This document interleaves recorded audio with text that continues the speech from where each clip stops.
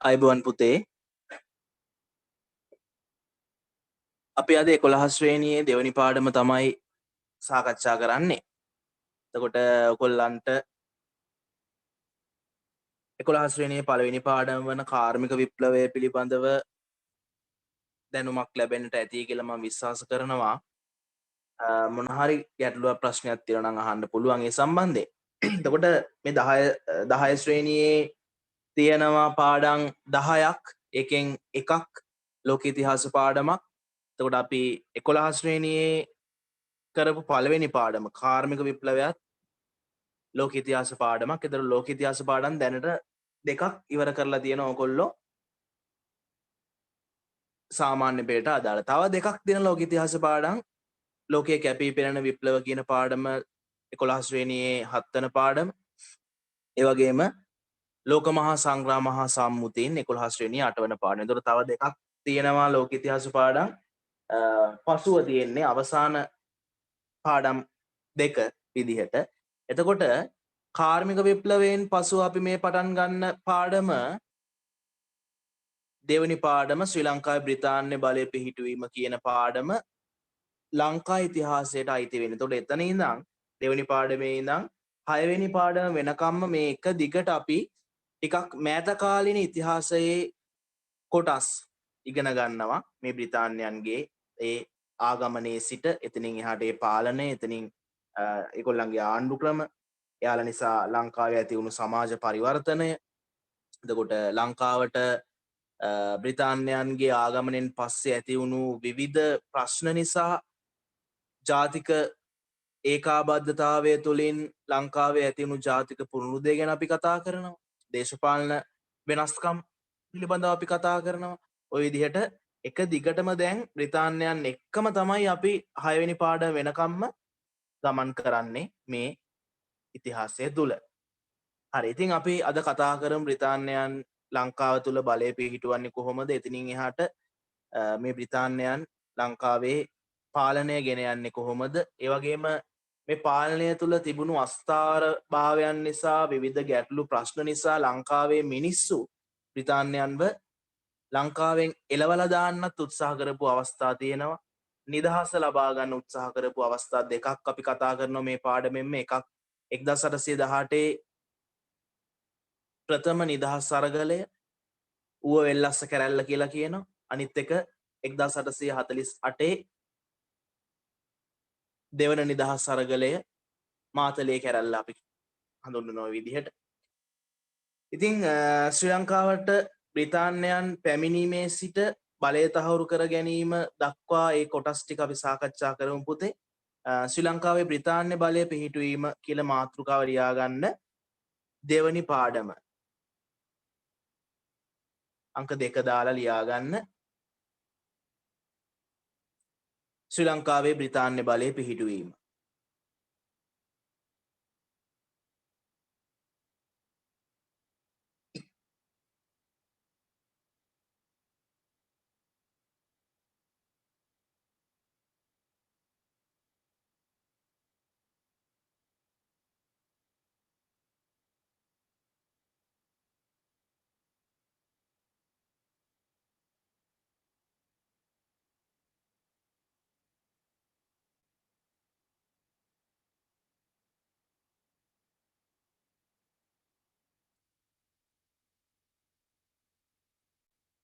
හරි පුතේ. මේ බ්‍රිතාන්‍යයන් ලංකාවට පැමිණෙන්නට කලින් එකපාරට බ්‍රිතාන්‍යයේ ඉඳන් ලංකාවට ඇවිල්ලා ලංකාව අල්ලගත්තේ නැහැ. බ්‍රිතාන්‍යයන් මුලින්ම ආසියාවට තමයි පැමිණෙන්නේ පුතේ. ඔවුන් ආසියාවට ඇවිල්ලා ආසියාවේ විවිධ රටවල් යටත් කරගන්න උත්සාහ කරනවා. ඒ රටවල් වල වෙළඳ කටයුතු කරගෙන යනවා. ඉතින් ආසියාවට එන්නට හේතු වුණු ප්‍රධාන කාරණාව තමයි මේ පෘතුගීසින් හා ලන්දේසීන්. පෘතුගීසීන් ලංකාවට ඇවිල්ලා 1505 තමයි ඒගොල්ලන්ගේ මුල්ම ආගමනය සිද්ධ වෙන්නේ. ඊට පස්සේ 1550 ගණන් වලදී ඔවුන් ස්ථාවර පාලනයක් ලංකාවේ ගෙන යනවා මුහුදුබඩ ප්‍රදේශවල. ඒ කාලය තුලදී පෘතුගීසීන් ලංකාවෙන් විශාල ආදායමක් ලබනවා කුළුබඩු වර්ග මුතුමැණික් වගේ දේවල් ලබාගෙන යුරෝපයට ඒවා විකුණලා. ඊට පස්සේ පෘතුගීසීන්ව පරාජය කරන ලන්දේසීන් ලංකාව තුළ හිටිය පෘතුගීසීන්ටත් පහර දීලා ලංකාවේ මුහුදුබඩ ප්‍රදේශත් අල්ලගන්නවා. 1600 දෙකේදී තමයි ඔවුන් මුලින්ම එන්නේ. ඊට පස්සේ 1638 සිට ලංකාව තුළ ස්ථාවර පාලනයක් ගෙන යනවා මුහුදුබඩ ප්‍රදේශ අල්ලගෙන. ඊට පස්සේ මේ ලන්දේසීන් මුහුදුබඩ ප්‍රදේශය ඇතුළු තවත් රට ඇතුළට ගව්වක් දුර ප්‍රදේශයක් අත්පත් කරගන්නවා. එතිනින් අනතුරුව ඔවුන්ගේ ලාභය ලබා ගන්නට ආදායම තර කර ගන්නට කුරුඳු වගා කරනව ලංකාවේ මුහුදුබඩ ප්‍රදේශවල. ඉතින් ඒ ප්‍රවණතාවයන් අදටත් අපිට දකින්න පුළුවන් ඔය ඇල මාර්ග ඉදි කරපු ඒවා ඒගොල්ලෝන්ගේ සමහර ඒ කාලේ ඉදි කරපු සමහර ගොඩනැගිලි තාමත් තියෙනවා. එතකොට රෝහල් තියෙනවා සමහර තැන්වල. ඉතින් ඔය කාලයේදී ලන්දේසිනුත් සෑහෙන ආදායමක් කුරුඳු වෙළඳාමෙන් ලැබුවා. කුරුඳු ප්‍රවාහනය කරන්න විශේෂ ඇල මාර්ගයක් පුතේ හදලා තියෙනවා. ඔයගොල්ලෝ දන්නවද මොකක්ද කියලා? ඒක කැලණියේ තියෙන මුවදොර සිට පුත්තලම දක්වා දිගයි. දන්නවද? මොකක්ද ඇල මාර්ගය කියලා? ඒසාර දන්නවද? රුවින් දන්නවද?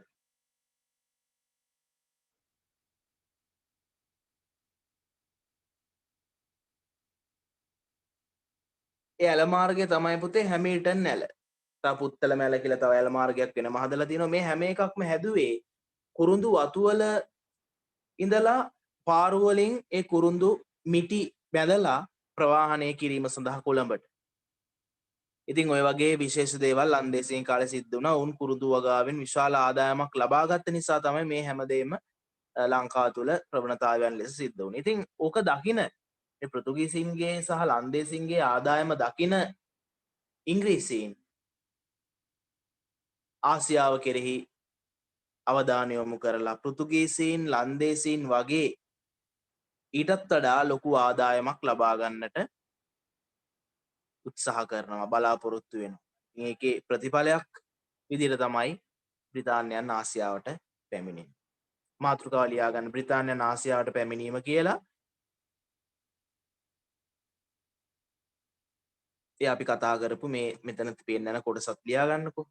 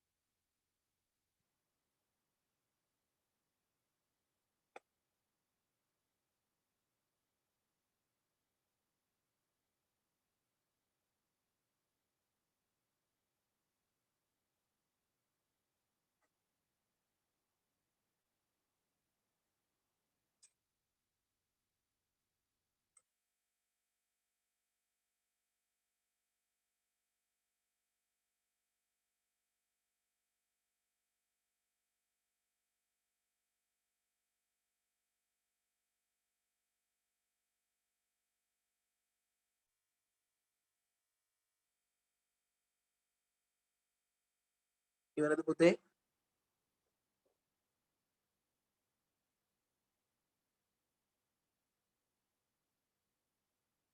HR ඉවරද?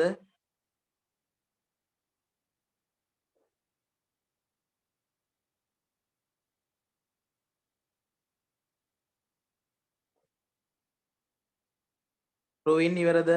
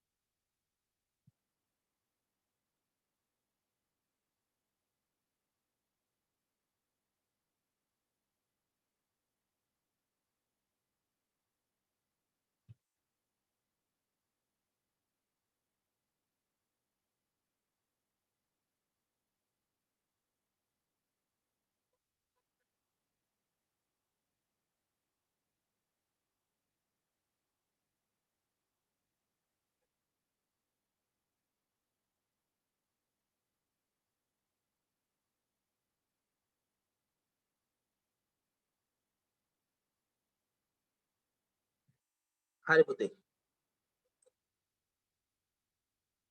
දැන් ආසියාවට බ්‍රිතාන්‍යයන්ට එන්නට අවශ්‍යයි. හැබැයි එහෙම නිකන් සිතුවිල්ලක් මත ආසියාවට එහෙම එන්න බැහැ. මොකක් හරි පිළිවෙලක් තියෙන්න ඕනේ.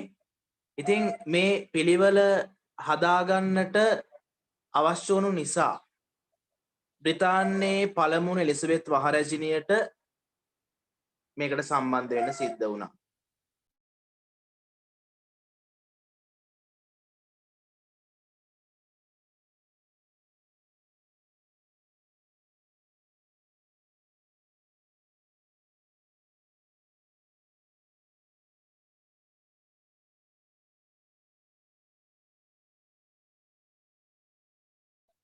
පුතේ බ්‍රිතාන්‍යයන්ගේ තිබුණා කණ්ඩායම් දෙකක්. එකක් තමයි මේ පාලනය කරපු කණ්ඩායම රජ පවුල. තව කණ්ඩායමක් තිබුණා ඒගොල්ලෝ තමයි වෙළඳ කටයුතු මෙහෙවන්නේ. එතකොට පාලන කටයුතු මෙහෙවන එක කණ්ඩායමකුයි වෙළඳ කටයුතු මෙහෙවන තව කණ්ඩායමකුයි හිටියා. පාලන කටයුතු මෙහෙවන කණ්ඩායම වෙළඳ කටයුතු වලට අනුග්‍රහය දුන්නට ඒගොල්ලෝ වෙළඳාමේ ගියේ නැහැ. ව්‍යාපාරිකයන් කිහිප දෙනෙක් එකතු වෙලා බ්‍රිතාන්‍යය තුල හදාගෙන හිටිය වෙළඳ සමාගමක් රජයේ අනුග්‍රහයත් ඒකට ලැබුණා. ඒ තමයි ඉංග්‍රීසි පෙරදිග ඉන්දියා වෙළඳ සමාගම. ඉංග්‍රීසි පෙරදිග ඉන්දියා වෙළඳ සමාගමට බ්‍රිතාන්‍ය රජය අවසර දීලා තිබුණා වෙළඳ කටයුතු කරගෙන යන්න. එතකොට දැන් ආසියාවට ගිහිල්ලා වෙළඳ කටයුතු තාම කරලා නැති බ්‍රිතාන්‍යයන්ට මේ වෙළඳ සමාගම ඔස්සේ කොහොම හරි ආසියාවට ගිහිල්ලා වෙළඳාම් කටයුතු කරන්නට උවමනාවක් තිබුණා. ඉතින් ඒ ආසියාවට ගිහිල්ලා වෙළඳ කටයුතු කරන්නට අවශ්‍ය කරන පසුබිම සකසලා දෙන්නේ බ්‍රිතාන්‍යයේ පළමුවන එලිසබෙත් මහරැජිනිය. ඒතර බ්‍රිතාන්‍යයේ පළමුවන එලිසබෙත් මහරැජිනියගේ අවසර පත්‍රයක් ඉංග්‍රීසි පෙරදිග ඉන්දියා වෙළඳ සමාගමට ලැබෙනවා. ක්‍රිස්තු වර්ෂ 1600 කියන වසරේදී බ්‍රිතාන්‍යයේ පළමුවන එලිසබෙත් මහරැජිනිය ආසියාවේ වෙළඳ කටයුතු කරගෙන යන්නට ඉංග්‍රීසි පෙරදිග ඉන්දියා වෙළඳ සමාගමට බලපත්‍රයක් නිකුත් කරනවා. දැන් මේ බ්‍රිතාන්‍යයේ පළමුවන එලිසබෙත් මහරැජිනියගේ අවසර පත්‍රය කොහොමද අනිත් රටවල් වල වළංගු වෙන්නේ? ඒක ප්‍රශ්නයක්. මේ කාලේ පුතේ බ්‍රිතාන්‍යය කියන්නේ ඉතා ප්‍රබල සහ කීර්තිමත් රටක්. එතකොට ඒ රටේ මහරැජිනියගේ බලපත්‍රය ඒ සීල් එක ලෝකේ හැම තැනම පිළිගත්. එනිසා ඉංග්‍රීසි පෙරදිග ඉන්දියා වෙළඳ සමාගමට පහසුවෙන් මේ බලපත්‍රය අරගෙන ගිහිල්ලා වෙළඳ කටයුතු වලට යොමු වෙලා ඒ වෙනත් රටවල් එක්ක වෙළඳ කටයුතු සුහදව කරගන්න අවසරය තිබුණා. ඒ නිසා ඒක විශේෂ දෙයක් බවට පත් වුණා මේ ආසියාවට මුලින්ම එන බ්‍රිතාන්‍යයන්ට තමන්ගේ කටයුතු පහසු කර ගැනීම. හරි. අපි මෙහෙම ලියාගමු පොඩි අනුමාතෘකාවක්.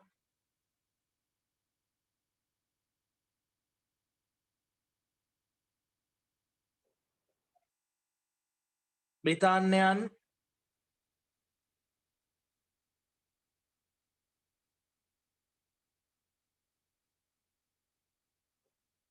ආසියාවේ වෙළඳ කටයුතු ආරම්භ කිරීම. බ්‍රිතාන්‍යයන් ආසියාවේ වෙළඳ කටයුතු ආරම්භ කිරීම.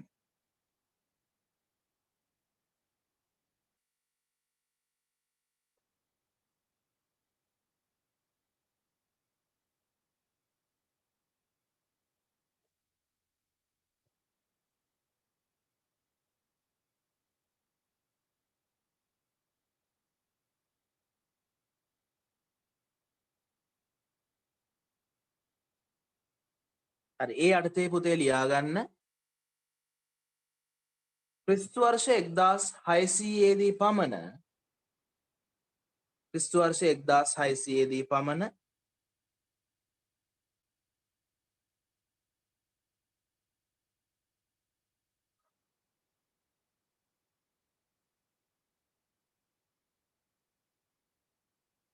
බ්‍රිතාන්‍යයේ පළමුවන එලිසබෙත් මහරැජිනිය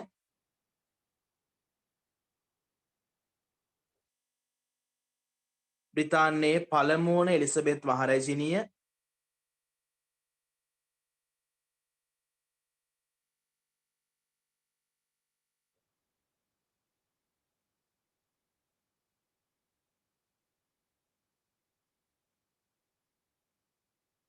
ඉංග්‍රීසි පෙරදිග ඉන්දියා වෙළඳ සමාගමට එචාරට ලියන්න බැරුව ගියාද පුතේ?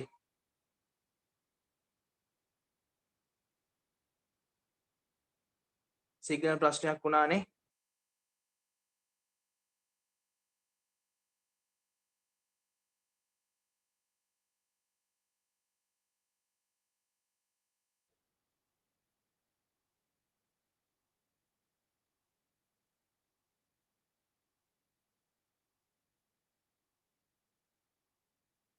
හරි කමන්නේ පුතේ මයික් එක වැඩ නැහැ කිව්වනේ. කමන්නේ ඇහෙනවනේ වාට ඒ ඇති. හරි මම මේ කියන එක ලියාගන්නකො. ක්‍රිස්තු වර්ෂ 1600 දී පමණ ක්‍රිස්තු වර්ෂ 1600 දී පමණ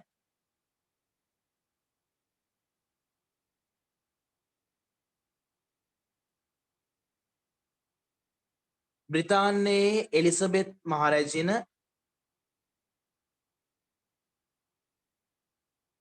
බ්‍රිතාන්‍යයේ එලිසබෙත් මහරැජින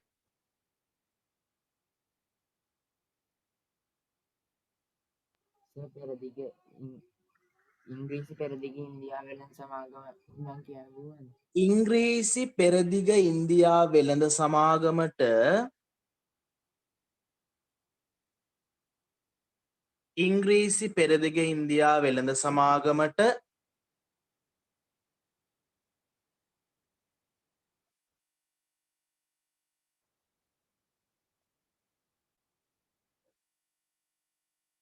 ඉංග්‍රීසි පෙරදිග ඉන්දියා වෙළඳ සමාගමට ආසියාවේ වෙළඳ කටයුතු වලට අවසර දෙන ආසියාවේ වෙළඳ කටයුතු වලට අවසර දෙන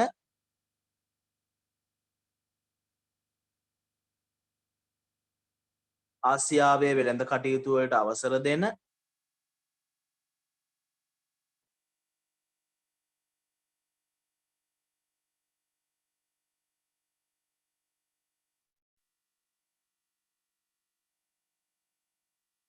රාජකීය බලපත්‍රයක්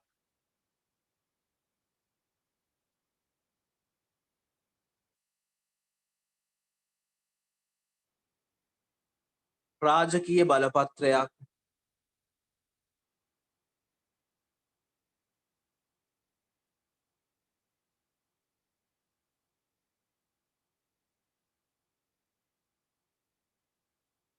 නිකුත් කරන ලදී.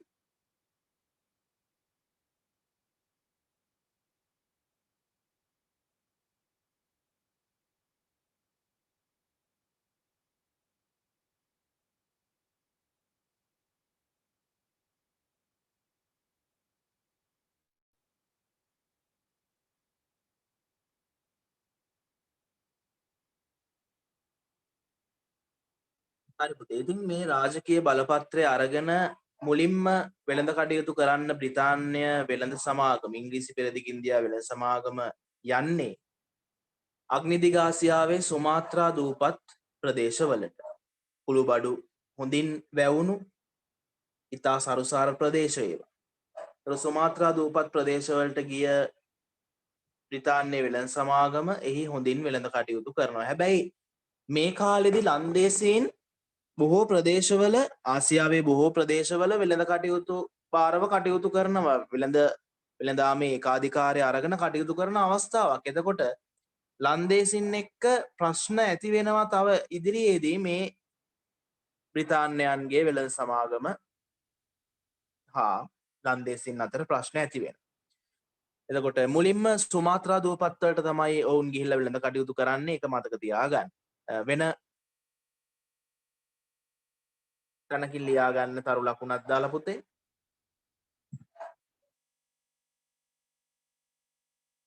වෙළඳ සමාගමේ පළමු නැව් කණ්ඩායම. වෙළඳ සමාගමේ පළමු නැව් කණ්ඩායම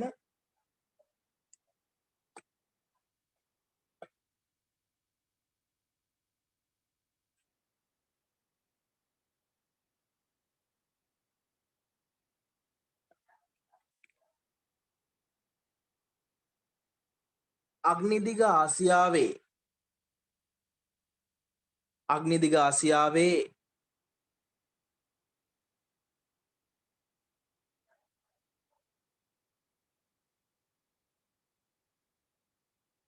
සුමාත්‍රා දූපත් ප්‍රදේශයට ගොස්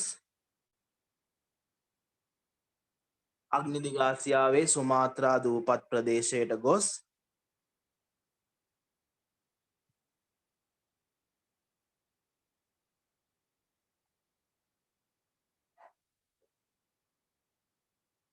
වෙළඳ කටයුතු වල නිරත විය.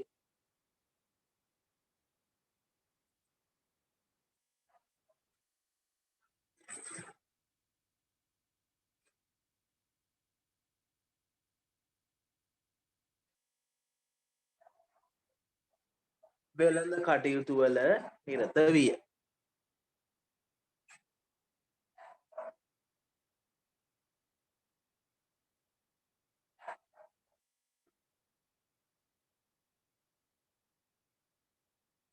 හරි පුතේ. දැන් ආසියාව තුල වෙළඳ කටයුතු මෙහෙවන ලන්දේසීන්ට ලොකු ප්‍රශ්නයක් වුණා මේ ඉංග්‍රීසීන්ගේ පැමිණීම ආසියාවට පැමිණීම. නිසා ඒගොල්ලොත් දැන් ඉංග්‍රීසින් එක්ක සමහර ප්‍රදේශවල යුද්ධවලට ලෑස්ති වෙනවා. ඒ වගේම තව නැව් කණ්ඩායමක් ඉන්දියාව පැත්තටත් යනවා. ඉන්දියාවෙත් එතකොට මේ ලන්දේසිනුත් එක ප්‍රදේශවල ඉන්නවා. ඉන්දියාවේ අභ්‍යන්තරික රාජ්‍යයන් තියෙනවා. ඉතින් ඒ වගේ තත්ත්වයක තමයි ඉංග්‍රීසීන්ගේ තවත් නැව් කණ්ඩායමක් ඉන්දියාවේ සැරිසරන්නට යන්නේ වෙළඳ කටයුතු කරන්නට පසුබිම සකස් කරගන්න. ඒතර විලියම් හෝකින්ස් කියන නාවිකයා යටතේ නැව් කණ්ඩායමක් ඉන්දියාවට ගිහිල්ලා ඉන්දියාවේ මූගල් කියන පෙළපතේ ජහන්ගීර් කියන රජුව මුණ ගැසෙන. මූගල් පෙළපත ඔයගොල්ලෝ අහලා තියෙනවද දන්නේ නැහැ පුතේ. ඔය මහා අක්බාර් කියන රජු තමයි මූගල් පෙළපතේ විශිෂ්ටතම පාලකයා. බාබුර් කියන පාලකයා තමයි ආරම්භ කරන්නේ මේ මූගල් පෙළපත. ඒ වගේම ඔයගොල්ලෝ අහලා තියෙනවා ටජ් මහල් ෂාජහාන් රජු විසින් නිර්මාණය කරවන ලද ටජ් මහල් මුම්තාජ් මහල් දේවිය වෙනුවෙන් ඉදිකරන සොහොන් ගැබක් මේක. ඉතින් ඔය සිදුවීම් සිද්ධ වෙන්නේ මූගල් රාජවංශය තිබුණු කාලයේදී.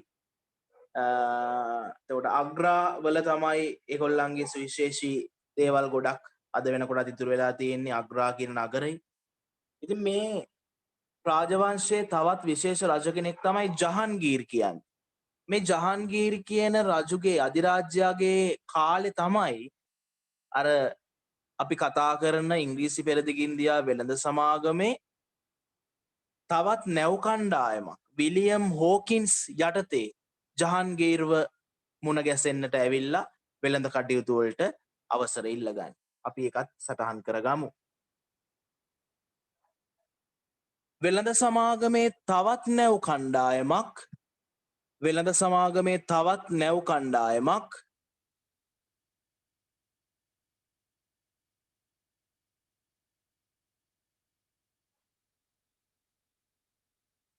විලියම් හෝකින්ස් යටතේ විලියම් හෝකින්ස්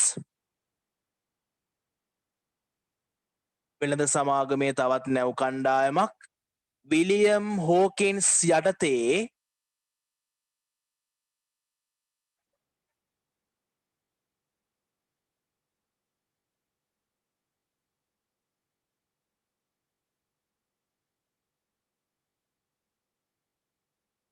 ඉන්දියාවට ගොස්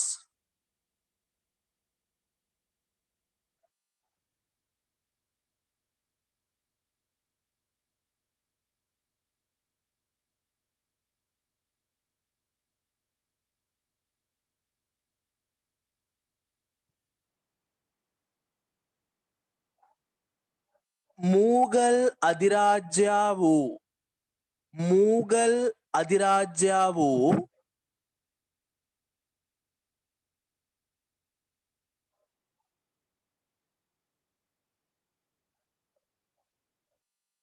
මූගල් අධිරාජ්‍යා වූ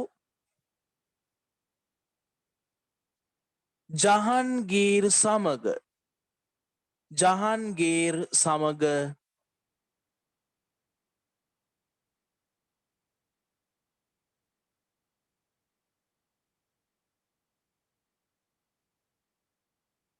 වෙළඳ කටයුතු සඳහා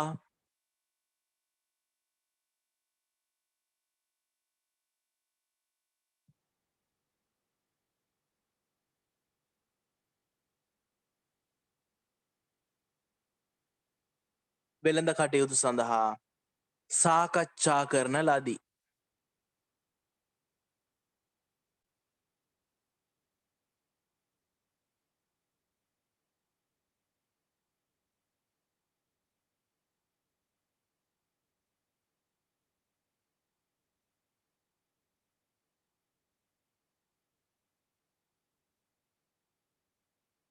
හරි පුතේ.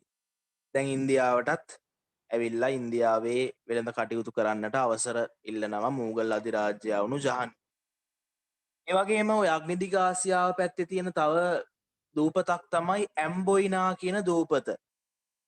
කුළුබඩු දිවයින් කොටස් වලට තමයි මේකත් අයිති වෙන්නේ. කුළුබඩු වැවුණු විශාල ප්‍රදේශ තිබුණා, භූමි තිබුණා.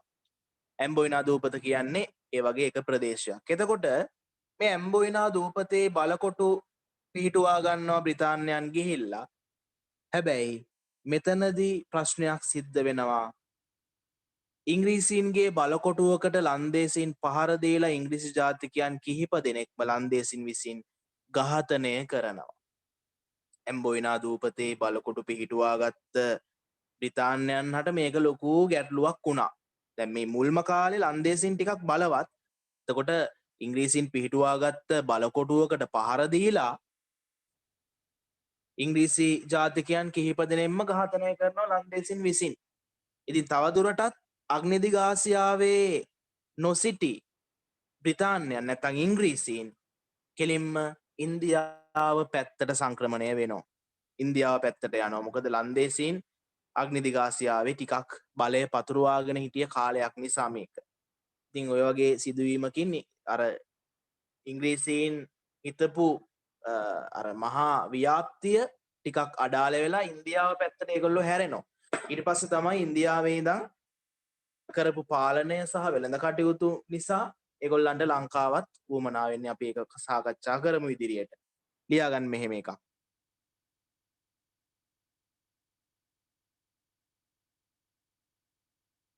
කුළුබඩු දිවයින් වලට අයත් කුළුබඩු දිවයින් වලට අයත්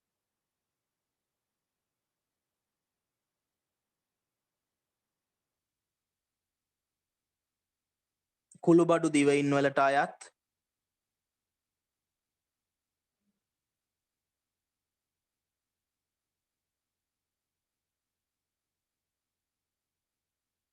ඇම්බොයිනා දූපතේ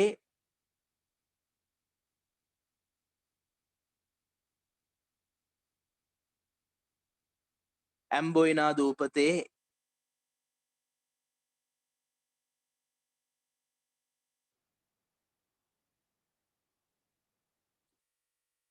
ඉංග්‍රීසි බලකොටුවකට පහර දුන් ඇම්බොයිනා දූපතේ ඉංග්‍රීසි බලකොටුවකට පහර දුන්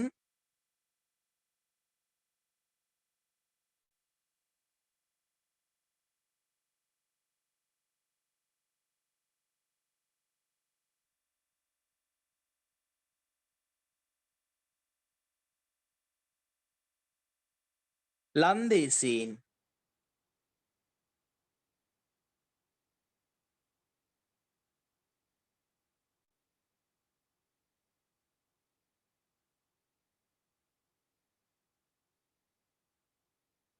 එහි සිටි ඉංග්‍රීසි ජාතිකයන් පිරිසක්ද එහි සිටි ඉංග්‍රීසි ජාතිකයන් පිරිසක්ද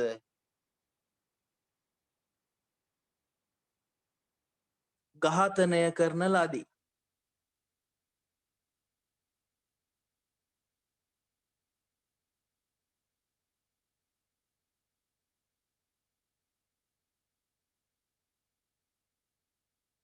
එහි සිටි ඉංග්‍රීසි ජාතිකයන් පිරිසක්ද ඝාතනය කරන ලදී.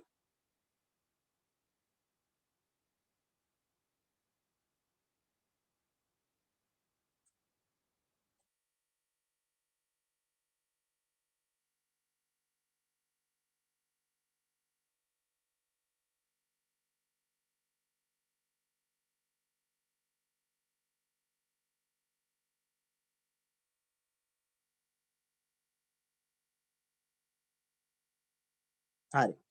ඔතනින් පස්සේ තමයි පුතේ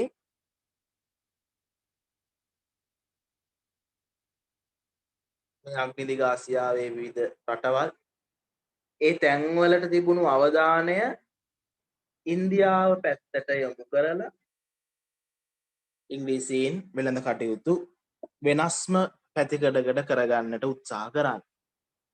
ඔය ලන්දේසීන්ගේ බලපෑම් නිසා. ඉංග්‍රීසීන් ඉන්දියාවට ඇවිල්ලා ඉන්දියාවේ වෙළඳ නගර කිහිපයකුත් පිහිටුවා ගන්නවා. හැබැයි තව ප්‍රශ්නයක් ඉංග්‍රීසීන්ට සිද්ධ වෙනවා තව ජාතියකකින්. ඒ තමයි ප්‍රංශවරු. ප්‍රංශවරුන් ඉන්දියාවට ඇවිල්ලා ඒගොල්ලොත් පොන්ඩිචේරි, කරිකාල්, චන්ද්‍රනගර් ඔය වගේ වෙළඳ මධ්‍යස්ථාන පිහිටුවා ගන්නවා. එතකොට ඉංග්‍රීසීනුත් තව පැත්තක බොම්බාය, මදුරාසිය, කල්කටා වගේ වෙළඳ මධ්‍යස්ථාන පිහිටුවාගෙන හිටියා. ඉතින් මේ දෙපාර්ශ්වය අතරත් ඉන්දියාවේ ගැටුම් ඇති වෙනවා. මුහුදේදී ගැටුම් ඇති වෙනවා. එතකොට මේ නැව් විශාල වශයෙන් බ්‍රිතාන්‍යයෙන් ගෙන්න ගන්න සිද්ධ වුණා ඉන්දියාවට මේ සටන් වලට. එතකොට මේ නැව් විනාශ වෙනවා මේ ওই බෙන්ගාල බොක්ක ආශ්‍රිත ප්‍රදේශයේ දිගටම නවතා තබන නැව් ඔහොම නවතා තබන නැව් ටික ඒ ලයින් එකේ විනාශ වෙනවා. මොකද මොසන්සුලන් කාලවලදී ඒවා කැඩෙනවා බිඳෙනවා විශේෂයෙන් මොවා දැවයෙන් නිර්මාණය කරලා තියෙන්නේ රුවල හදලා තියෙන්නේ රෙදි වලින් ඩෙනිම් රෙද්ද තමයි පාවිච්චි කරලා තියෙන්නේ පුතේ මුලින්ම ඔය මේ රුවල් වලට යොදාගෙන තියෙන්නේ දැන් නම් ඩෙනිම් අඳිනවනේ නේද සෑහෙන ගණන්නේ ඉරිච්චේවත් තියෙනවා නේද දැන් ඒත් එදා රුවලට තමයි පාවිච්චි කළේ ඉතින් ඒවා ඊට පස්සේ ඉරුණම ඒ නාවිකයෝ මුහුදු ගිය අය තමයි ඒ වලින් ඒ සීතලටත් එක්කම මේ ඇඳුම් හදාගෙන තිබුණේ. හරි කොහොම හරි ඉතින් ඕවා විනාශ වෙනවා. ඉතින් ඒවා ආරක්ෂා කරගන්නට ඉන්දියාවේවත් හරි තැනක් තිබුණේ නැහැ. මේ මොසන්සුලන් කාලවලදී නැව් විනාශ වෙන ඒවා අලුත් වැඩියා කරන්නටවත් නවත්තලා තියන්න හරි තැනක් තිබුණේ නැහැ ඉන්දියාවේ. එතකොට ඔහොම හොයාගෙන යනකොට තමයි ලංකාවේ තැනක් තියෙනවා කියලා බ්‍රිතාන්‍යයන් දැනගන්නේ.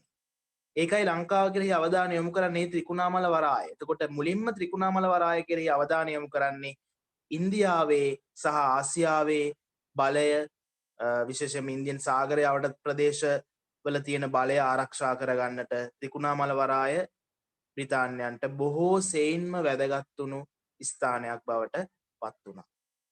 හරි අපි මෙහෙම ලියාගමු. ලන්දේසින්ගේ බලපෑම නිසා ලන්දේසින්ගේ බලපෑම නිසා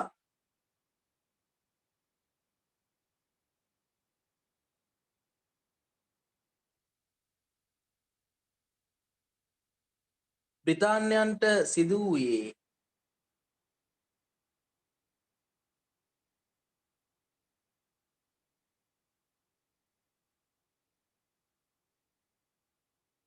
අග්නිදිග ආසියානු ප්‍රදේශ හැරදමා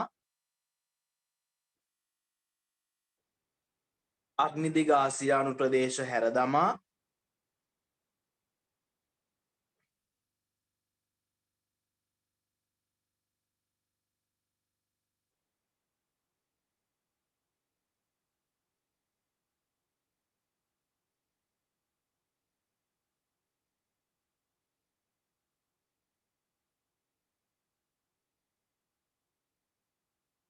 ඉන්දියාව කෙරෙහි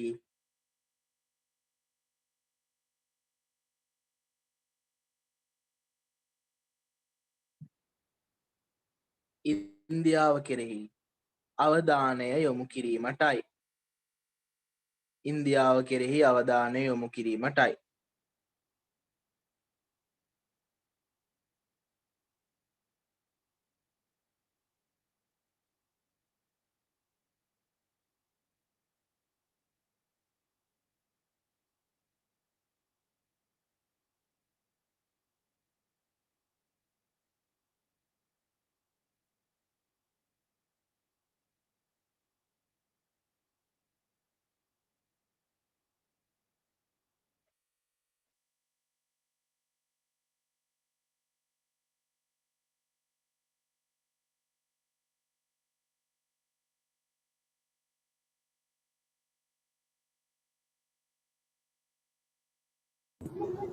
අග්නිදිග ප්‍රදේශ හැරදමා වෙනම ලියා ගන්න. ඉංග්‍රීසින් ඉන්දියාව කෙරෙහි අවධානය යොමු කර ඉංග්‍රීසින් ඉන්දියාව කෙරෙහි අවධානය යොමු කර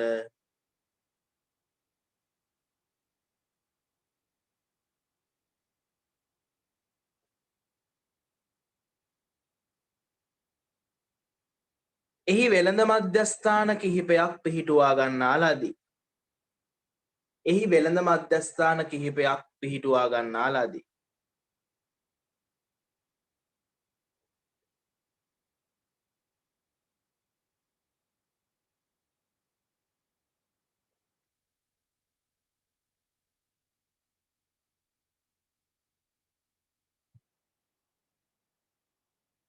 මේ තියෙන්නේ පුතේ ඉන්දියාවේ ඉංග්‍රීසීන් පිහිටුවාගත්ත වෙළඳ මධ්‍යස්ථාන ප්‍රධාන ඒවා. ඒවා ටික පොඩ්ඩක් සටහන් කරගන්නකෝ. ඉන්දියාවේ ඉංග්‍රීසි වෙළඳ මධ්‍යස්ථාන කියලා ලියලා මේ තුන ලියා ගන්න.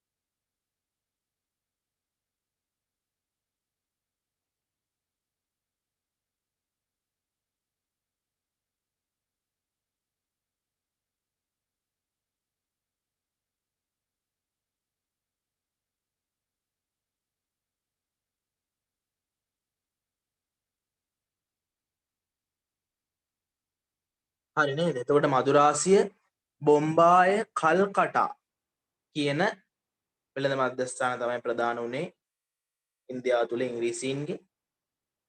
ඒ වගේම ප්‍රංශවරුත් ඉන්දියාවේ මම අර ඉස්සෙල්ලා කතා කරා වගේ වෙළඳ මධ්‍යස්ථාන කිහිපයක් පිහිටුවා ගන්නවා. පොන්ඩිචේරි, කරිකාල්, චන්ද්‍රනගර්. ඒවා ටිකත් ලියා ගන්න. ඉන්දියාවේ ප්‍රංශ වෙළඳ මධ්‍යස්ථාන කියලා ලියලා මේ ටික ලියා ගන්න පුතේ.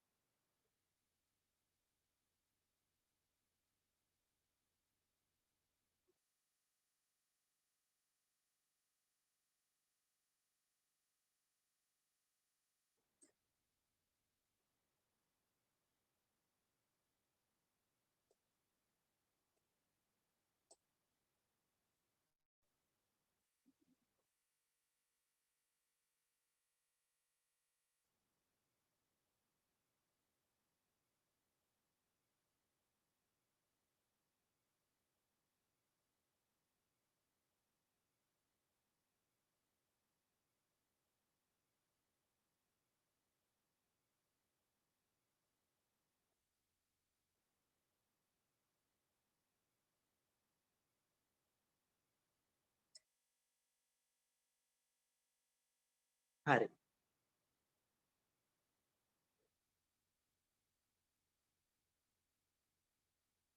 ඊට පස්සේ අපි කතා කරන්න පුතේ ශ්‍රී ලංකාව කෙරෙහි බ්‍රිතාන්‍යයන්ගේ අවධානය යොමු වීම සම්බන්ධයෙන්. දැන් අපි අර මුලින් කතා කරා වගේ බ්‍රිතාන්‍යයන් ඉන්දියාවට ඇවිල්ලා අග්නිදිගාසියාවත් ටිකක් අතහැරලා ඉන්දියාව පැත්තට එනවනේ මේ ලන්දේසින්ගේ බලපෑම් නිසා. ඉන්දියාවට ආපු මේ බ්‍රිතාන්‍යයන් නැත්තම් ඉංග්‍රීසීන් හට ප්‍රංශ ජාතිකයනුත් ලොකු ප්‍රශ්නයක් වුණා දැන්. ප්‍රංශයන් එක්කත් දැන් ගැටලු ඇති කරගන්න සිද්ධ වුණා. ප්‍රංශිනුත් ඉන්දියාවේ බලකොටු කිහිපයක් පිහිටුවාගෙන වෙනකොට. ඒකට මුහුදේදී සටන් නැති වුණා. මේ ඉන්දියන් සාගරයේ අවට ප්‍රදේශ රටවල් ටික බ්‍රිතාන්‍යයන්ට යටත් කරගන්නටත් අවශ්‍යයි. තව රටවල් බොහෝමයක් තියෙනවා යටත් කරගන්න. ඒ වගේම ප්‍රංශ ජාතිකයන්වත් ඉන්දියන් සාගරයේ පැත්තෙන් එලවලා දාන්නත් ඕන. ඉතින් මේ දේවල් වලට අවශ්‍ය කරන නැව් ටික ආරක්ෂා කරගන්න ඒ වගේම හොඳ යුද මධ්‍යස්ථානයක් තෝරගන්න එක පිළිබඳව ප්‍රශ්නයක් තිබුණා. ඉන්දියාවේ එහෙම තැනක් ඇත්තටම තිබුණේ නැහැ. ඒ වගේම බෙන්ගාල බොක්ක ආශ්‍රිත ප්‍රදේශයේ ගොඩාක් සුළුසුලං වැසි තත්ත්වයන් නිසා නැව් විනාශ වුණා, කැඩලා බිඳලා ගියා. ඒවා ආරක්ෂා කරගන්නටත් ඕනේ. කැඩිච්ච නැව් ටික අලුත් වැඩියා කරන්න ඕනේ කොහේ හරි තැනකට දාලා. එහෙම තැනකුත් හරියට තිබුණේ නැහැ. ඉතින් හොයාගෙන යනකොට ඔන්න හම්බ වෙනවා ලංකාවේ නැගෙනහිර ප්‍රදේශයේ ස්වාභාවිකව පිහිටි වරායක් ගල් තලාවකින්ම ස්වාභාවිකව නිර්මාණය වෙච්ච ස්වාභාවික වරායක් තියෙනවා. ඒක ඉංග්‍රීසීන්ගේ වැඩ කටයුතු වලට බොහෝ සෙයින්ම ප්‍රයෝජනවත්. එතන තමයි සුදුසුම තැන ත්‍රිකුණාමල වරාය. අතීතයේදීත් විශේෂයෙන් පොළොන්නරු යුගයේ ඉඳන්ම ප්‍රසිද්ධ වරායක් බවට පත්වුණු ඒ ගෝකන්න තිත්ත වරාය වෙළඳ මධ්‍යස්ථානයක් යුද මධ්‍යස්ථානයක් විදිහට තිබුණා. ඉතින් ඒක දිගටම ඇවිල්ලා ඉංග්‍රීසීන්ගේ කාලෙත් ඔන්න දැන් ඒගොල්ලන්ට අවශ්‍ය වරායක් බවට පත් වුණා මේ ත්‍රිකුණාමලය කියන වරාය. ඉතින් මේ ත්‍රිකුණාමල වරාය කෙරෙහි තමයි වැඩි අවධානයක් යොමු කරන්න බ්‍රිතාන්‍යයන් මුලදී. හරි. අපි පොඩි මාතෘකාවක් ලියාගමු. ශ්‍රී ලංකාව කෙරෙහි බ්‍රිතාන්‍යයන් අවධානය යොමු කිරීම. ශ්‍රී ලංකාව කෙරෙහි බ්‍රිතාන්‍යයන් අවධානය යොමු කිරීම.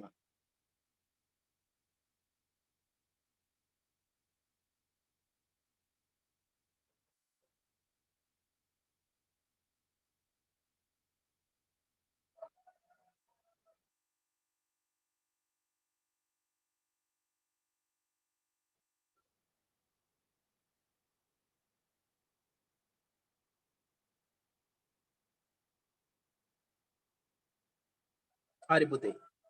එතකොට මේ හා සම්බන්ධව අපි සාකච්ඡා කරද්දී බ්‍රිතාන්‍යයන් ලංකාව කෙරෙහි අවධානය යොමු කරන්නට බලපාන ලද ප්‍රධාන හේතු දෙකක් තියෙනවා.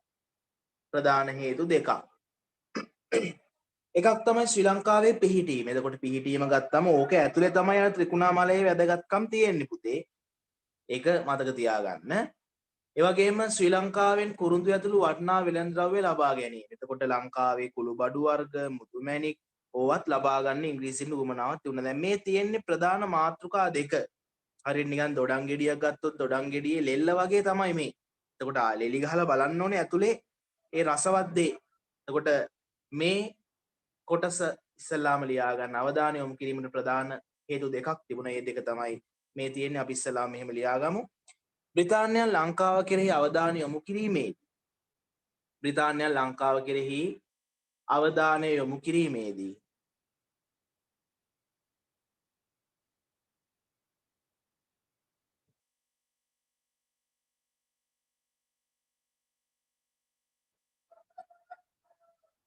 ප්‍රධාන කාරණා දෙකක් සලකා බලන ලදී. ප්‍රධාන කාරණා දෙකක් සලකා බලන ලදී.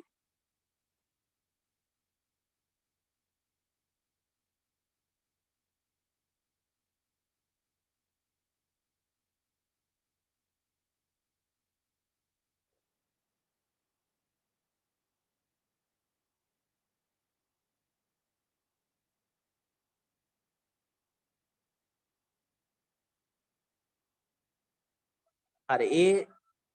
හේතු දෙක තමයි පුතේ මේ තියෙන්නේ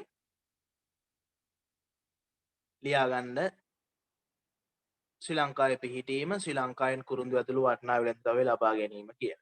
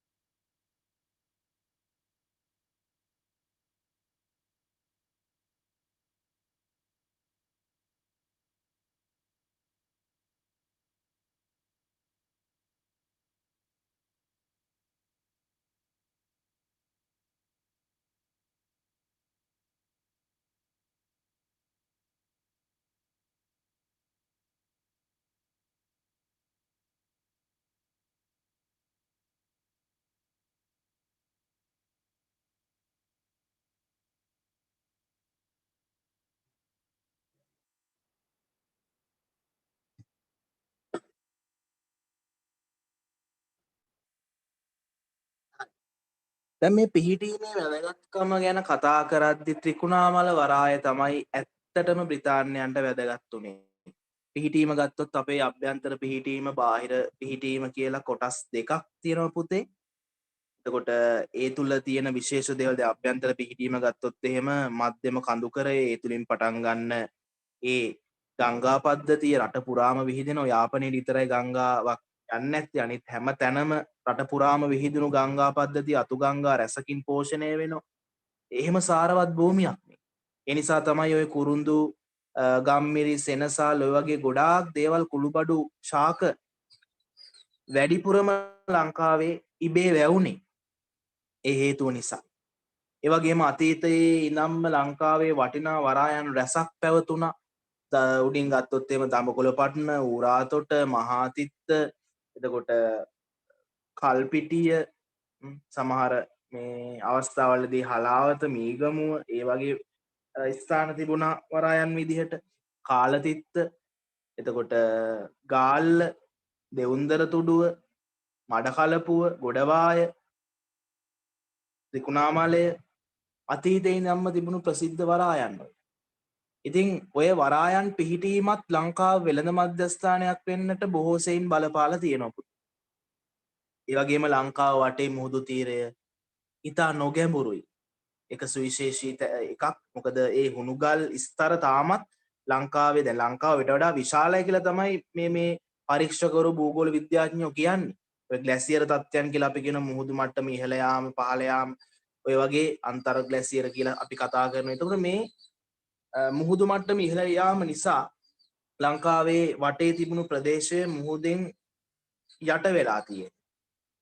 එතකොට ඈත අතීතයේ ඔය ප්‍රාග්ඓතිහාසික යුගයේ කාලයේදී ලංකාව සහ ඉන්දියාව සම්බන්ධ වෙලා කියලාත් සමහරු කියනවා. පටු මුහුදු තීරය යන්නේ දැනටත් තියෙන්නේ කිලෝමීටර 32යි. ඉතින් ෆෝක් සමුද්‍ර සංධියෙන් වෙන් වෙන්නේ. ඉතින් කොහොම හරි ඔය වටේ මුහුදු තීරය නොගැඹුරු වීමට බලපාන එක සාධකයක් තමයි අර හුණුගල් ස්තරය. ඒ නිසා ලංකාවේ වරායන් පිහිටීමටත් ඕක ගොඩාක් වැදගත් වුණා. ඒ වගේම ඉන්දියන් සාගරයේ මධ්‍යගතව පිහිටලා තියෙන රටක්. පෙර අපර දෙදිග මුහුදු මාර්ගයේ කේන්ද්‍රස්ථානයක පිහිටි රටක් ලංකාව කියන්නේ. ඔය වගේ බොහෝ දේවල් ඛනිජ සම්පත් බහුලව තියෙන රටක්. ඝර්ම කලාපීය රටක්. නිසි කලට වැසි වසිනවා, නිසි කලට පායනවා. දැන් මේ කාලේ යුරෝපා රටවල් ගත්තොත් එහෙම පුතේ අධික සීතල මේ ඍණ තත්ත්වය තමයි යන්නේ. ඍණ තමයි මේ දවස්වල යන්නේ. දැන් ඔය කොරෝනා වෛරස් එකටත් ලොකු බලපෑමක් ඒ සීත කාලයේ රටවල් වලට බලපාන. අපේ රට තුල උදේට ඉතින් මේ දවස්වල ටිකක් සීතල ඇති. ඒ වුණාට ඉතින් අර ලොකු මේකක් නැහැ. මේ භූමියේ තියෙන වාසනාවන්ත බව නිසා තමයි මිනිස් ක්‍රියාකාරකම් නිසා මේ වාසනාවන්ත බව ඇත්තටම නැති වෙලා යනවා. ඒත් භූමියක් විදියට ගත්තොත් දේශගුණයේ විදියට ගත්තොත් එහෙම අපේ රට ඇත්තටම වාසනාවන්ත පූජනීය රටක්.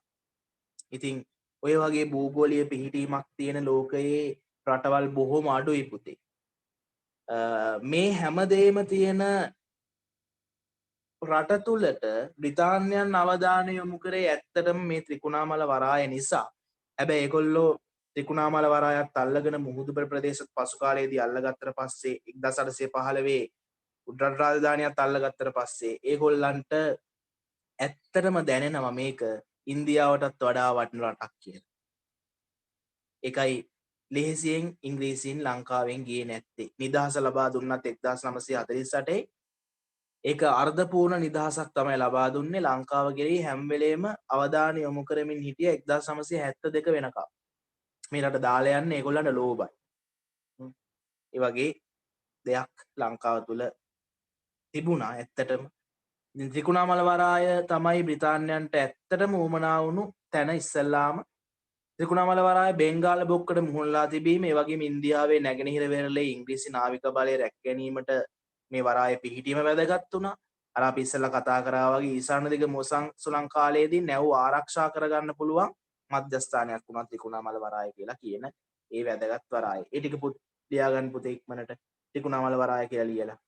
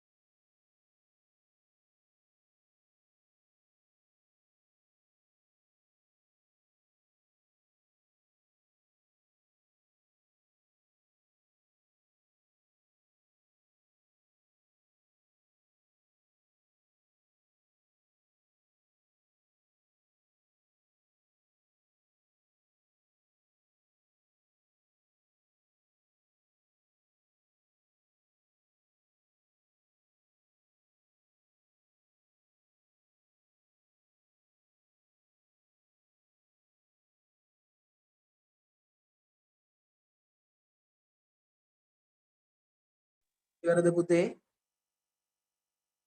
මේ මයික් වල ප්‍රශ්න මොනවාද තියෙනවා නම් මට මැසේජ් එකක් හරි දාන්නකෝ. ඉවරයි නම්. තාම නෑ.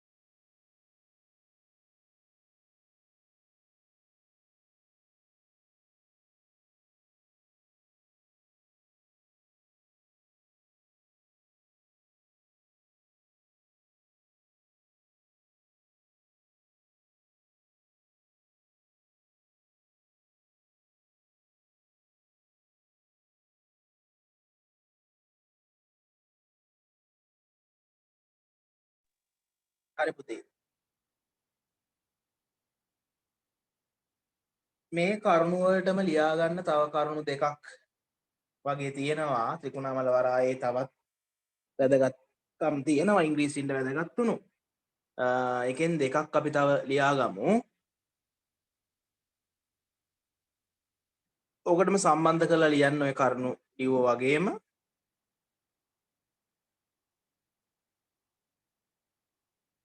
ප්‍රංශ ජාතිකයන් සමග කළ සටන්වලදී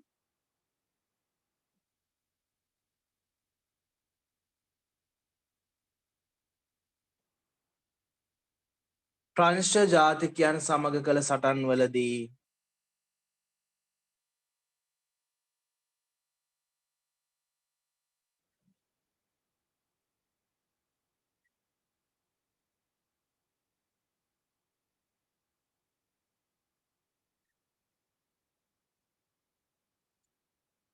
ත්‍රිකුණාමල වරායේ සිට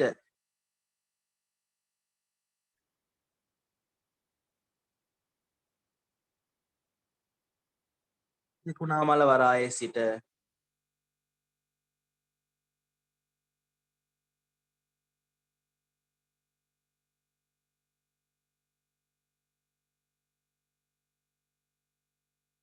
සැඟවී පහර දීමට හැකි වීම.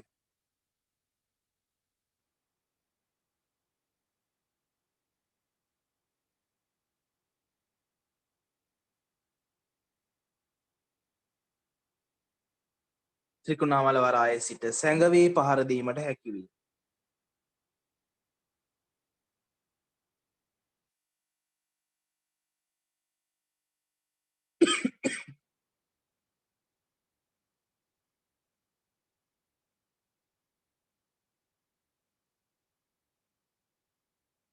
එතකොට අර මුහුදෙන් එන යාත්‍රා ප්‍රංශ යාත්‍රාවලට ත්‍රිකුණාමල වරායේ ඇතුලේ ඉඳන් කාලතුවක්කු ප්‍රහාර එල්ල කරන්න පුළුවන්. හැබැයි ත්‍රිකුණාමල වරායේ ඇතුලේ වෙන්නේ මොනවාද? තියෙන්නේ මොනවාද? මේ කිසි දෙයක් අර ඈතින් එන ප්‍රංශ සතුරු යාත්‍රා වලට පේන්නේ නැහැ. ඉතින් ඒක ඉංග්‍රීසින්ට ඇත්තට වාසියක් වුණා ත්‍රිකුණාමල වරාය අල්ලා ගැනීමේදී. තව එකක් ලියා ගන්න. බෙන්ගාල බොක්ක සමීපයෙහි තිබූ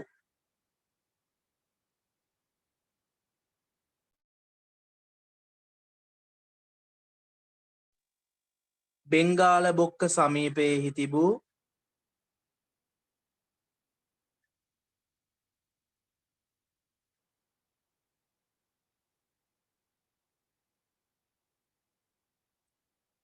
අබලන් වූ නැව්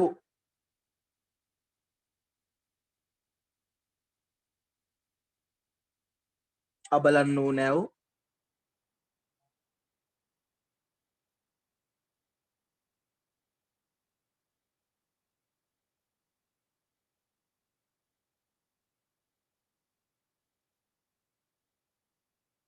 අලුත්තැඩියා කර ගැනීමට අබලන් වූ නැව් අලුත්තැඩියා කර ගැනීමට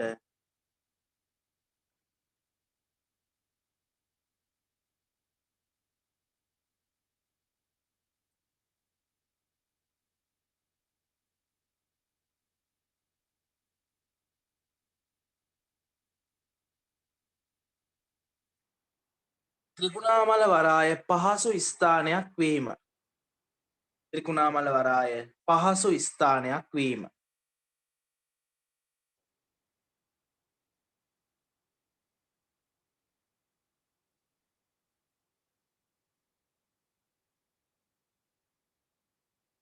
හරි ඔය විදිහට පුතේ ත්‍රිකුණාමල වරායේ ඉංග්‍රීසින්ට ගොඩාක් වැදගත් වුණා. 1795 තමයි ත්‍රිකුණාමල වරායට මුලින්ම පහර දෙන්නේ ලන්දේසීන් හිටිය ස්ථානයට පහර දීලා ඊට පස්සේ ටිකෙන් ටික තව තව ප්‍රදේශ අල්ලගෙන අවසානයේ 1796 වෙද්දී කොළඹ වරායත් ඉංග්‍රීසින් අල්ල ගන්නවා. ගිවිසුමකින් ඊට පස්සේ ලන්දේසීන් ලංකාවේ උන්ට අයිති වෙලා තිබුණු මුහුදු බෙල ප්‍රදේශ ටික ඉංග්‍රීසින්ට බාර දෙනවා. එතකොට ත්‍රිකුණාමල වරාය අල්ලා ගැනීමෙන් ශක්තිමත් වුණු බ්‍රිතාන්‍යයන් ආසියාවේ බලයත් හරියට තහවුරු කරනවා. ඉතින් ඒ නිසා ත්‍රිකුණාමල වරාය කියන්නේ සුවිශේෂී ස්ථානයක් කියලා අපිට මේකෙන්ම පැහැදිලි වෙනවා. හරි. මේ ත්‍රිකුණාමල වරාය අර භූගෝලීය පිහිටීමනේ වැදගත් වෙන්නේ පුතේ. ඒ වගේම තව කොටසක් තමයි මේ වෙළඳ ද්‍රව්‍ය. වටිනා වෙළඳ ද්‍රව්‍ය ලංකාවේ තිබුණා. ඒකත් අපි පොඩ්ඩක් සටහන් කරගමු. වටිනා වෙළඳ ද්‍රව්‍ය තිබීම කියලා පොඩි අනුමාතෘකාවක් ලියා ගන්න. වටිනා වෙළඳ ද්‍රව්‍ය තිබීම.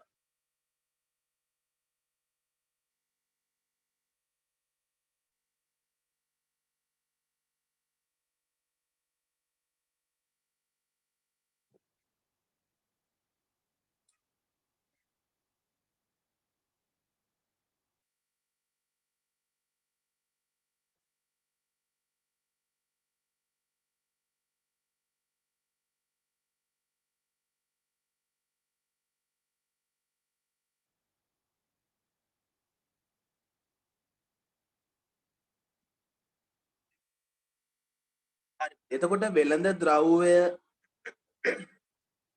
කියලා කිව්වම අපිට කොටස් දෙකකට බෙදන්න පුළුවන්. එකක් තමයි කුළු බඩු වර්ග, තව එකක් තමයි වෙනත් වෙළඳ ද්‍රව්‍ය.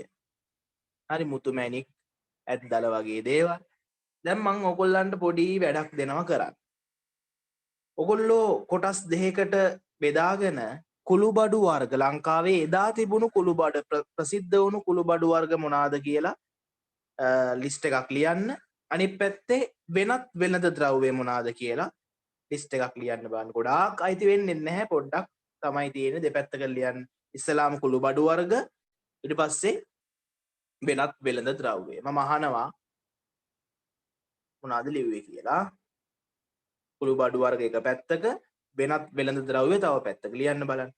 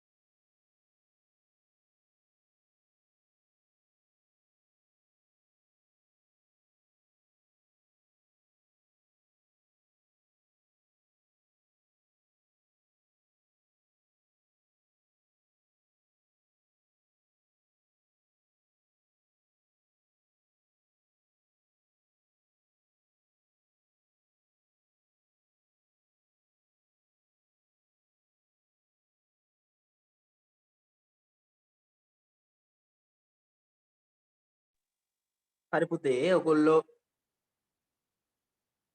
කුළු බඩු වර්ග ලිව්වා නම් බලන්න මේවා තියෙනවද කියලා. කුරුඳු, ගම්මිරිස්, එනසාල්, කරදමුන් කියන්නේත් එයාම තමයි යා. සාදික්කා ඔය තියෙනවා. යා ලිව්වේ නැත්තම් ලියා ගන්න. කුළු බඩු වර්ගවල පැත්තේ කුරුඳු, ගම්මිරිස්,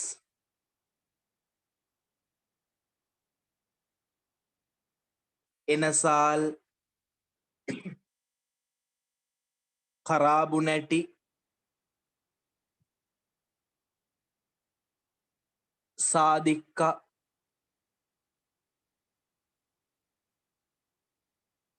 ඔය වගේ කුළු බඩු වර්ග.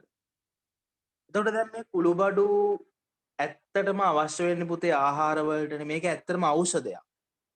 දැන් කුළු බඩු වල තියෙන විශේෂ ගුණ තමයි ආහාර රසවත් කරනවා, ආහාර වලට පාටක් ගෙන දෙනවා. එතකොට ආහාර සුවඳවත් කරනවා නේද? ආහාරවල විස තියෙනවා නම් ඒවා නැති කරනවා.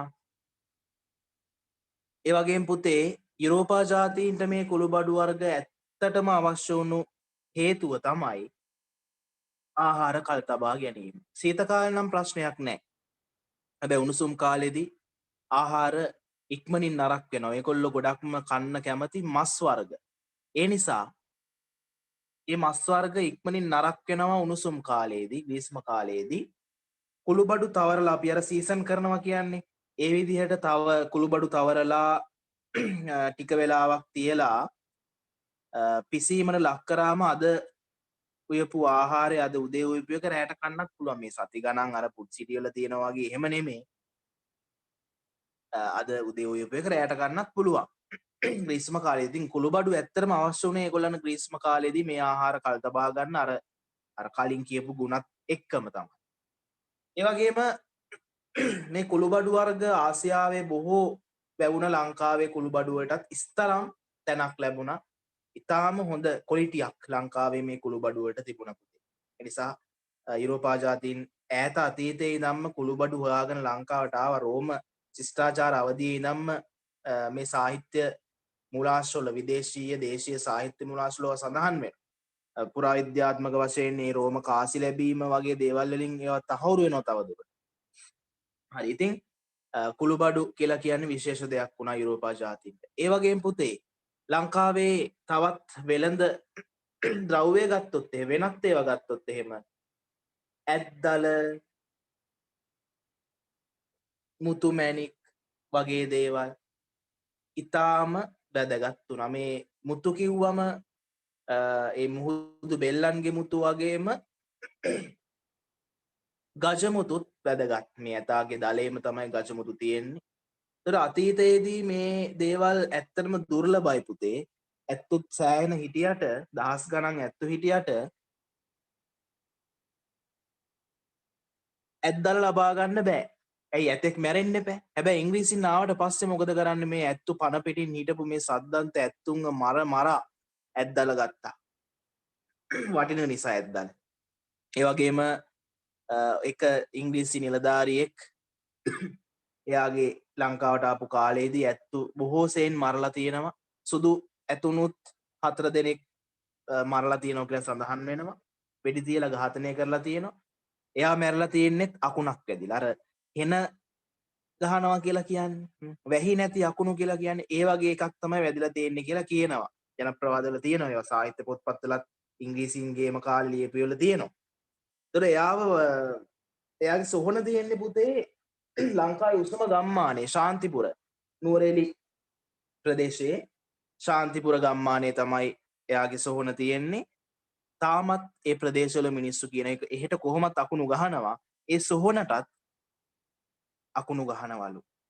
අවුරුද්දක් පාසා වැහි නැති අකුණු ගහනවලු. වැස්ස ඕන්නේ අකුණු ගහන්නේ සොහනට. ඒ කියන්නේ සබහා ධර්මයේ පවා සාප කරනවා තාමත් ඒ මිනිස්සුන්. ඉතින් ඔය විදිහට දේවලුත් සිද්ධ වුණා ලංකාවේ මේ වටිනා වස්තු නිසා. එතකොට මුතු මැණික් ඇද්දල ඒවා ලියා ගන්න. දැන් මේ මැණික් ගැන කතා කරද්දී තව විශේෂ දෙයක් තියෙනවා කියන්න. දෙවන එලිසබෙත් මහරැජිනිය පළවෙනි එක්කෙනා නෙමෙයි දෙවෙනි එක්කෙනා. එයා ලංකාවට ආපු වෙලාවක ලංකාවේ මැණිකක් හම්බෙලා තියෙනවා. රත්නපුරේ මැණික් ව්‍යාපාරිකයෙක් සතු වුණා ඒ මැණික. ඒක මහා විශාල මැණිකක් නිසා මිලෙන් අධික වූ නිසා මිල කරන්න බැරුව ගියා. මිලක් නියම කරන්න බෑ. මේ මැණික අර මැණික් ව්‍යාපාරිකයා දෙනවා එලිසබෙත් මහරැජිනියට තෑග්ගක් විදිහට. එලිසබෙත් මහරැජිනිය මේක අරන් ගිහිල්ලා තව මොන හරි හදන්න නැති එකෙන් රාජකීය මුද්දක් හදනවා. මැණිකේ ඒ තියෙන වටිනාකමත් එක්ක යොදාගෙන. එලිසබෙත් මහරැජිනියගෙන් පස්සේ ඒක එයා ඉන්නවනේ තාම. එතකොට තෑගි කරනවා එයාගේ ලේලිය වන ඩයනා කුමරියට. ඩයනා කුමරිය මිය ගියානේ. ඩයනා කුමරියගෙන් පස්සේ ඒක හම්බ වෙන්නේ ඩයනා කුමරියගේ පුත්‍රයා වන විලියම් කුමාරයා. විලියම් කුමාරයා දැන් අවුරුදු කිහිපයකට කලින් විවාහ වුණා. කේට් කියන කුමරිය සමග. එතකොට මේ කේට් කුමරියට තමයි විලියම් කුමාරයාගෙන් ඒක තෑගි වශයෙන් ලැබෙන්නේ. ලංකාවෙන් හදපු ලංකාවේ මැණිකකින් හදපු මුද්දක් එංගලන්ත රාජකීය මුද්දක් විදිහට තවමත් පවතිනවා. ඉතින් ඔය වගේ වටිනා දේවල් අතීතේ ඉඳන්ම ඉතින් සිදු වුණා මේ ලංකාවේ තිබුණු ඛනිජ සම්පත් වටිනා සම්පත් හේතු කරගෙන. හරි ඉතින් අපි අද පාඩම් පොතේ ඔතනින් නතර කරන මොන හරි ප්‍රශ්නයක් ගැටලුවක් තියෙනවා නම් දැන් කතා කරන්න පුළුවන්. මැසේජ් එකක් හරි දාන්න. කතා මේ කරන්න බැරි මයික් ප්‍රශ්න තියෙන අය.